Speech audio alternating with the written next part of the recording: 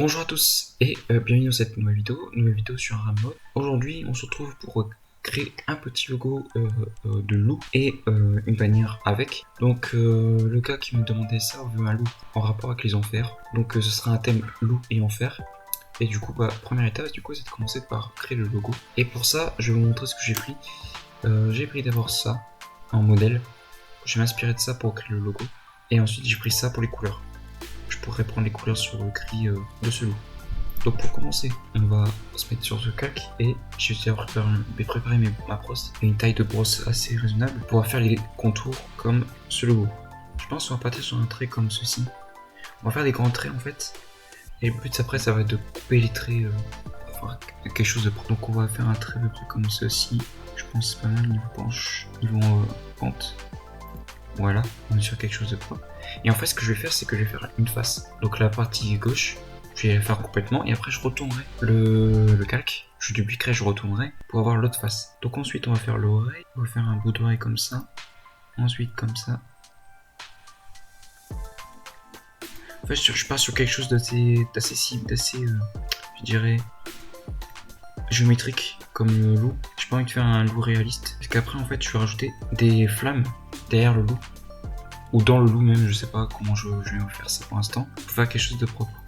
Ensuite, je vais reprendre à partir d'ici, je pense, pour faire ça, ça, à peu près la même pente ici, et ça. Ok, on a quelque chose de plutôt propre. On va faire ensuite les yeux, que ce soit quand même un minimum centré. On va les faire ici, on va se positionner là, et les yeux proprement. Voilà, après on pourra bien sûr combler avec le noir. Et je pense que c'est bon. Peut-être qu'on peut rajouter des effets de profondeur avec ça. Enfin je sais pas même pas si des effets de profondeur, hein. Je vous rappelle que je suis amateur sur Photoshop. Tout ça. Je fais des logos de façon amateur. Donc voilà, quelque chose de comme ça. Et après j'affinerai avec la gomme pour faire qu'une pointe. Et je vais faire pareil ici. Ici, on veut pas que l'oreille soit genre confondue avec ça. Plus là, voilà. Maintenant. On va supprimer déjà ça, qui me sert plus du tout. Voilà. Là on a quelque chose de plutôt propre. On va ensuite prendre une brosse un peu plus arrondie. On va prendre ça, mettons, on va réduire la taille. Et ce qu'on va faire, c'est qu'on va faire un arrondi. Donc on va faire quelque chose d'arrondi comme ça. Pour faire vraiment une pointe sur le trait. Hop. Hop. Encore un petit coup ici, voilà, c'est déjà un peu plus propre, des plus pointus, voilà, là je trouve que c'est bien, et là on va faire la même chose.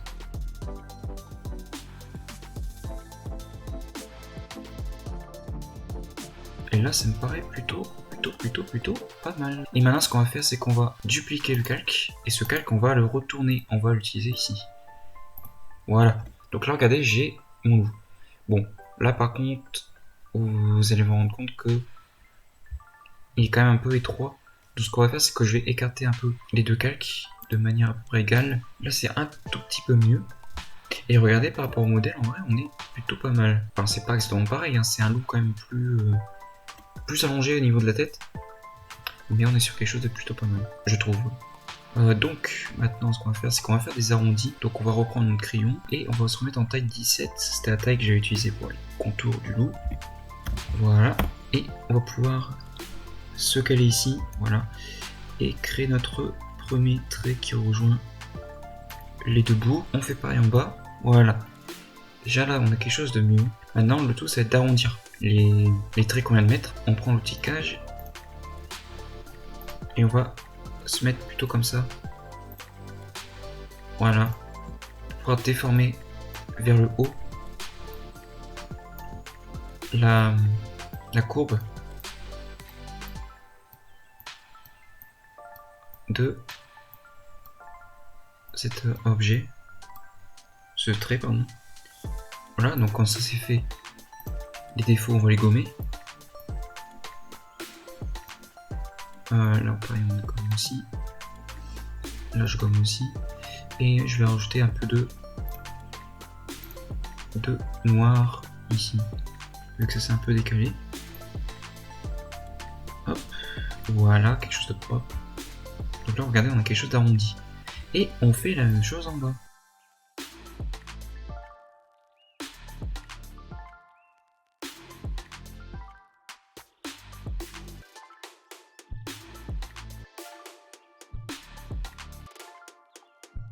Voilà. Là, on a notre loup. Enfin, notre semblant de loup pour l'instant. Il nous manque donc le museau et la bouche. Donc le museau, on va faire quelque chose pareil de géométrique, hein, sans péter plus que ça. Donc on va tout simplement le faire à peu près ici.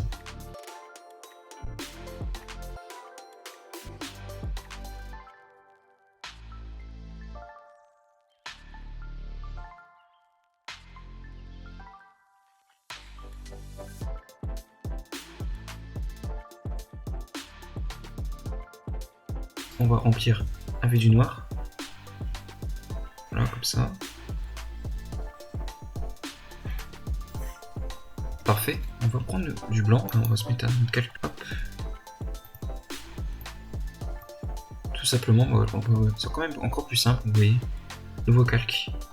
Blanc. Hop. On va tout supprimer. On va tout gommer.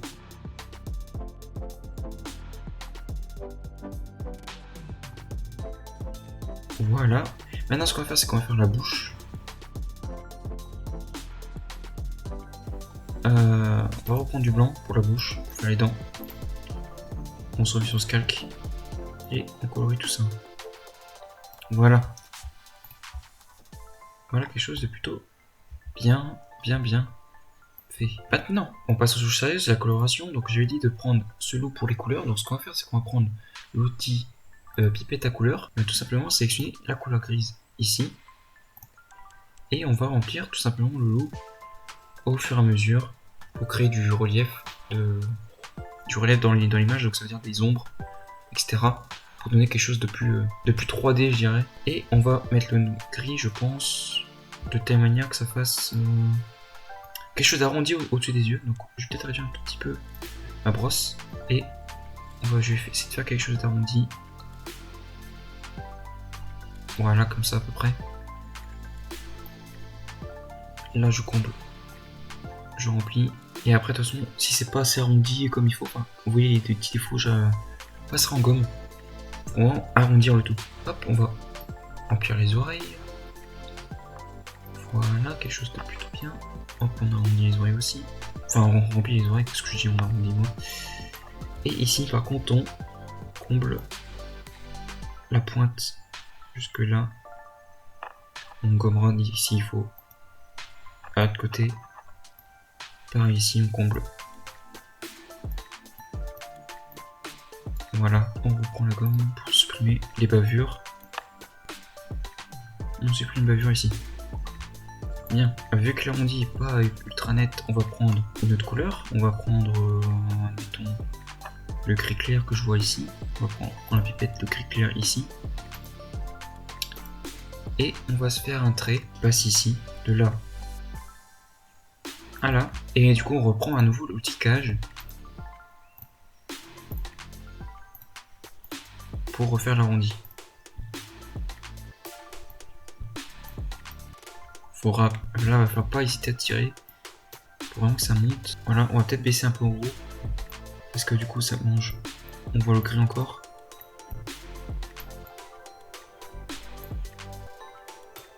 Voilà, on reprend la gomme, on reste en brosse et on gomme le superflu. Parfait. Et le reste, bien sûr, on va le remplir avec la couleur qu'on avait déjà sélectionnée. Donc, sauf les yeux évidemment et la bouche, hein, ce qui est logique.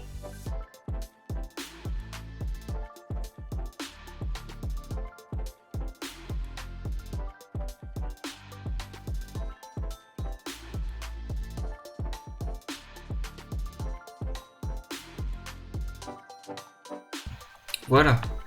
On va reprendre un gris foncé. Boum. Et on va colorier les oreilles également. On a l'impression que c'est l'intérieur de l'oreille du coup. Là je viens de me rendre compte qu'il y a 2-3 petits défauts. Donc on va se mettre ici. Pipette, boum. On prend ça, boum. Et on remplit ça. Ici aussi. Voilà.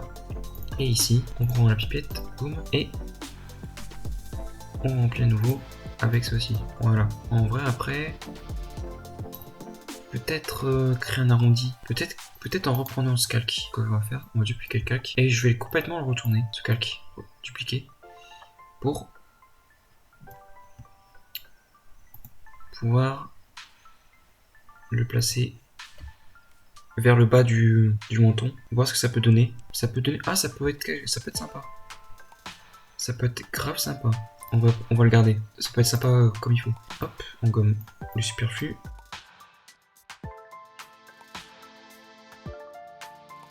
Voilà. Maintenant que c'est fait, comme on a notre logo, on va rajouter un peu d'effet. Donc on va mettre déjà des ombres et lumière. Donc une ombre portée pour faire ressortir le logo déjà. Donc ça donne déjà un volume. Et ensuite, ce que j'avais dit de faire, c'était de rajouter des flammes. Je vais essayer avec ces flammes que j'ai retrouvées dans mes autres fichiers. En vrai, ça par contre, ça peut rendre bien. En les mettant derrière l'oreille et en les réduisant de taille, ça peut le faire. Et là, avec des flammes qui ressortent de l'oreille comme ça, en vrai, ça rend stylé, je trouve. Limite, ce qu'on peut faire, c'est que, même c'est pas derrière là, qu'on peut faire ça, c'est que on peut dupliquer ce calque, on place là, ça au-dessus, et par contre, la partie ici de l'oreille, on la supprime. Et du coup, ça fait en sorte, ça fait comme si ça sortait des oreilles. Et ça peut être giga stylé. En vrai, ça rend stylé, hein. Regardez-moi ça. Des flammes qui ressortent des oreilles. Bon, maintenant, c'est que je vais dupliquer ça. On va le retourner tout simplement pour le mettre de l'autre côté. Voilà. Et ça, du coup, on va bouger. Et on va le décaler tranquillement sur le côté pour être sûr que ça rentre bien. Et pareil, du coup, sur le calque, on va supprimer l'autre oreille ici. Voilà. Et là, ça rend plutôt stylé. Ensuite, il voulait aussi quelque chose en rapport avec l'enfer. Donc, en soi, le loup, là, pour l'instant, on a des flammes dans ses oreilles, ok. Mais dans l'enfer, t'as le diable, il y a des cornes. Donc, pourquoi pas faire des cornes aussi, hein. Pourquoi pas en faire. Voilà. On a des belles cornes, fait de façon amateur, hein, on va pas se mentir. Donc maintenant qu'on a ce logo, on va passer du coup à la bannière. Donc maintenant on va passer à la bannière. Donc j'ai pris ce fond un peu des enfers avec une sorte de ville en ruine, etc. Et du coup maintenant ce qu'on va faire, c'est qu'on va tout simplement ouvrir en tant que calque le logo et le coller sur le fond. Voilà. On va réduire du coup la taille pour que ça rentre bien pour le format YouTube. Voilà, ils sont traits. Et maintenant je vais prendre le texte que j'ai trouvé comme d'habitude sur Flaming Text. Je prends toujours mes textes là-bas de toute façon. Et c'était le nom de son nouveau pseudo, du coup, Elwolf. On va agrandir ça. Maintenant, il voulait aussi des touches un peu de gaming. Donc ce qu'on va faire, c'est qu'on va ajouter des touches de gaming que j'ai trouvées sur internet de PS4. On va tous les... Je vais les rajouter au fur et à mesure. On va réduire la taille. Pour faire quelque chose. Hop. Pas trop non plus qui prend trop de la place. Et on va le tourner tout simplement comme ça. Hop. Et je mettrai des petites flammes derrière pour égayer les petits. En fait, que ça ferait comme si c'était des sortes de comètes d'enfer, je sais pas quoi. Des comètes d'enfer gaming, on va dire ça comme ça. Bon, hop. Pareil, je réduis la taille. Je mets ça là. Pareil, je réduis sa taille. Hop.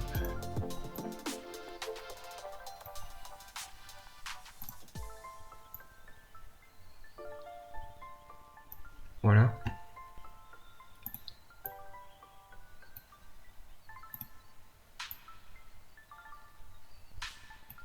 Voilà.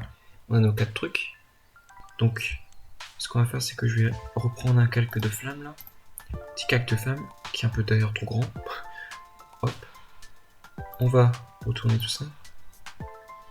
Et on va réduire à fond pour que ça se cale sur nos petites touches de ma PS4.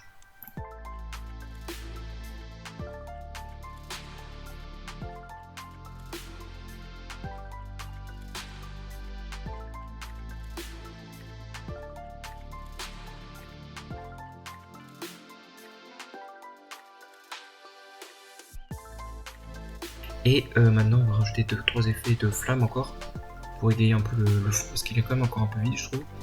Voilà. Et ça on va mettre derrière le logo. Et comme ça il se place pile poil au centre du logo.